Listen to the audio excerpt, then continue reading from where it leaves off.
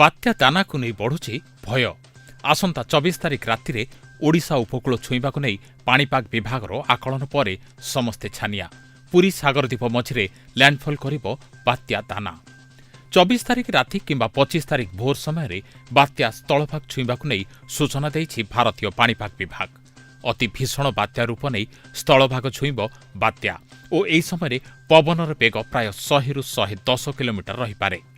ଏହାର ପ୍ରଭାବରେ 24 ତାରିଖରେ ରାଜ୍ୟରେ ଅତି ପ୍ରବଳ ବର୍ଷା ନେଇ ମୟୂରଭଞ୍ଜ ଜିଲ୍ଲାକୁ ରେଡ୍ ୱାର୍ଣ୍ଣିଂ ଜାରି କରାଯାଇଛି। ବାତ୍ୟାକୁ ନେଇ ମୟୂରଭଞ୍ଜ ଜିଲ୍ଲା ପ୍ରଶାସନ ତରଫରୁ ବ୍ୟାପକ ପ୍ରସ୍ତୁତି କରାଯାଇଛି। ଜିଲ୍ଲାର ସମସ୍ତ ବାତ୍ୟା ଆଶ୍ରୟସ୍ଥଳୀକୁ ପ୍ରସ୍ତୁତ କରାଯିବା ସହିତ ବିଭିନ୍ନ ପ୍ରକାର ଔଷଧ ମହଜୁଦ ରଖାଯାଇଛି। ବାତ୍ୟା ଆଶ୍ରୟସ୍ଥଳୀରେ ପାଣି ଓ ଜେନେରେଟରର ବ୍ୟବସ୍ଥା ମଧ୍ୟ ରହିଛି। ତା ସହିତ ଲୋକଙ୍କୁ ରନ୍ଧା ଖାଦ୍ୟର ବ୍ୟବସ୍ଥା ମଧ୍ୟ କରାଯାଇଛି।